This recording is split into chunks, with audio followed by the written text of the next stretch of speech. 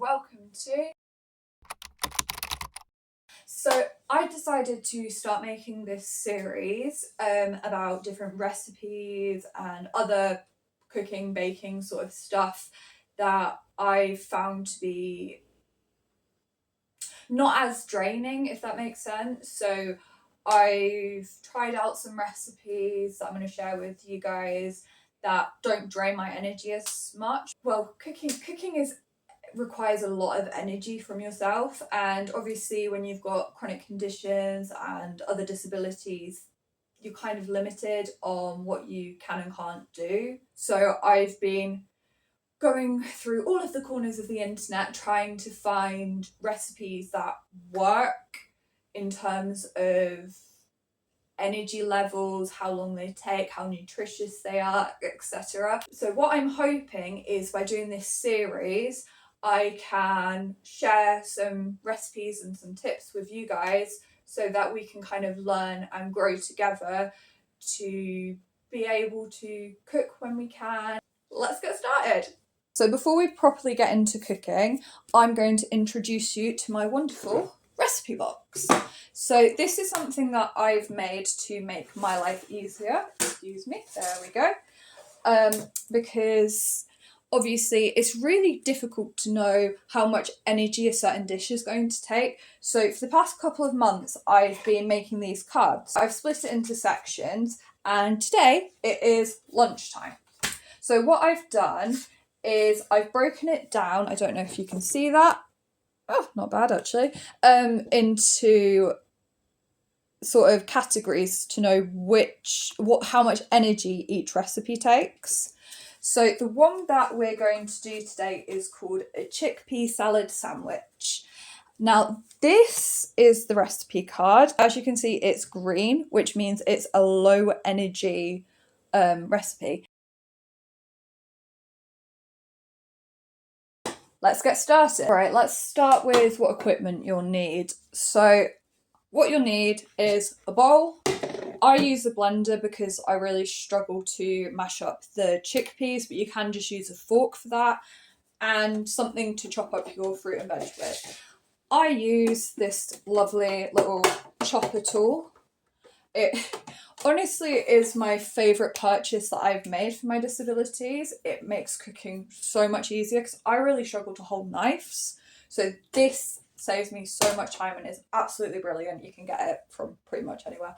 The ingredients I need is some vegan mayonnaise, one nice big bell pepper, a red onion, and 2 cans of chickpeas.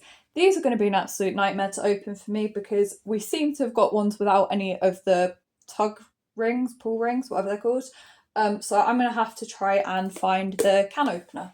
You want some Dijon mustard, some onion granules, some garlic granules, some dill. You can use fresh dill, but none of our local supermarkets sell that, so we're using dried dill today.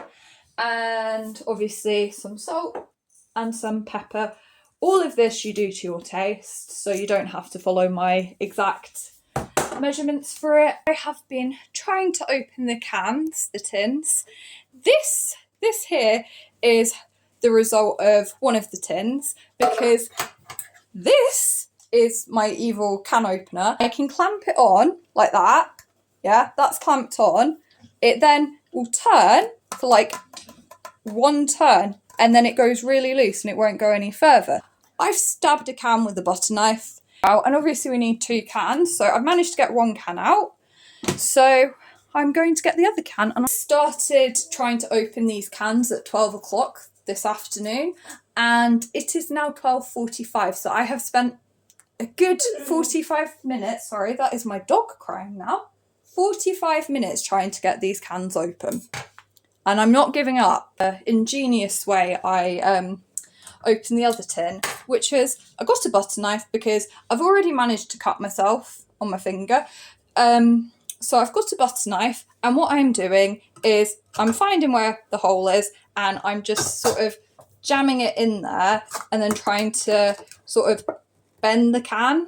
Obviously, this goes without saying, don't do this. This is not the way you open a can. This is not my recommending. This is how you open a can.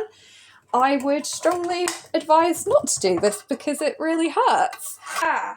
Okay. There we go. Look at that. Well, all right, I've managed it. I've got all of the chickpeas in here. I would like to quickly point out before we go further that I have been sat down this entire time. I've got a nice little saddle stool for the kitchen. Right, so next up we've got to chop the vegetables. In order for these to fit inside my lovely chopper over here, I have to cut them slightly, but this makes it a lot easier for me. So I'll start with this is pepper. There we go, sorry, brain. Right, so what you're going to want to do is you want to cut out the seedy bit first. Then you need to cut it up into little bits. I dice it with my little chopper thing. So if you're doing this, by hand, you're probably going to want to dice it.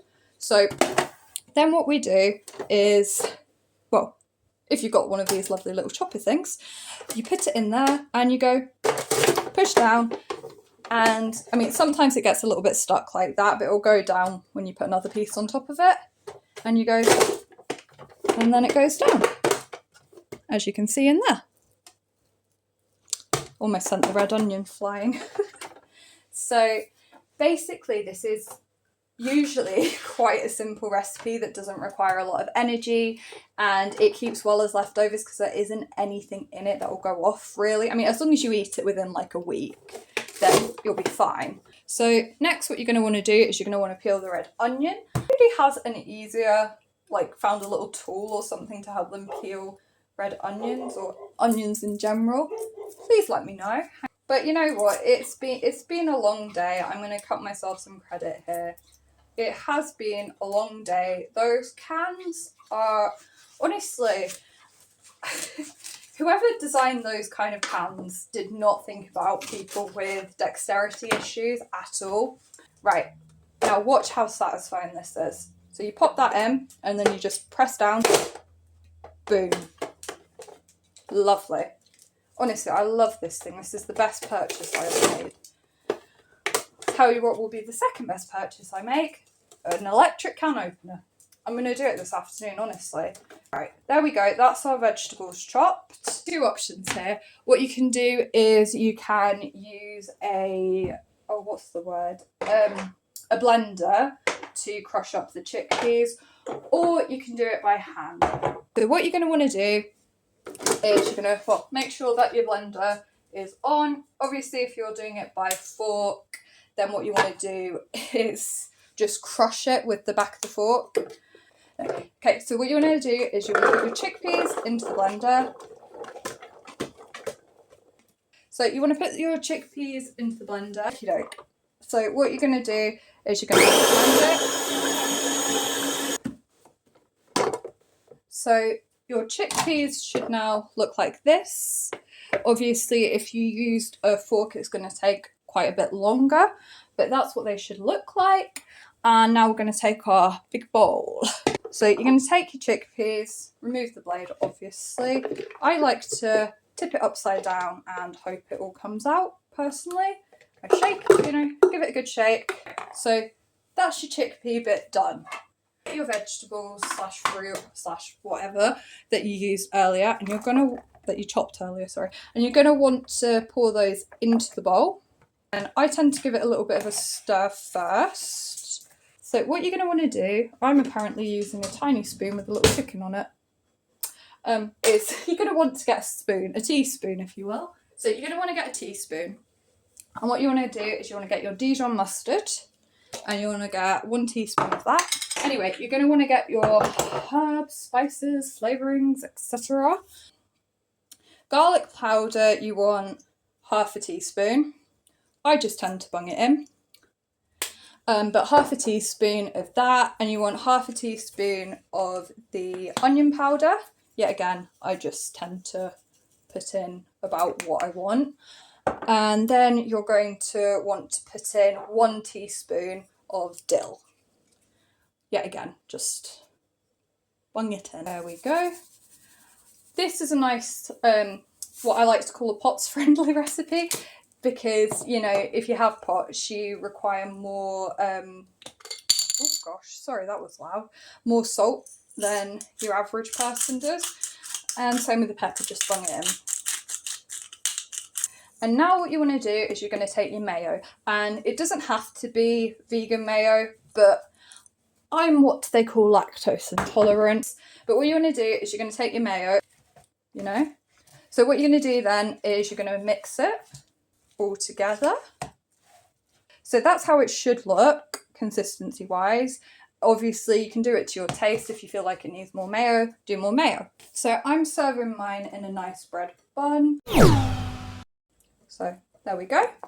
There we go, all ready to go in the fridge, and that's my lunch done for the rest of the week. Got some tomatoes and some crisps. I was going to tilt my plate on the side there to show you, but I think that would be a bad idea. I hope you've enjoyed this recipe. Give us a like and subscribe if you want to see more. That's really good, really good.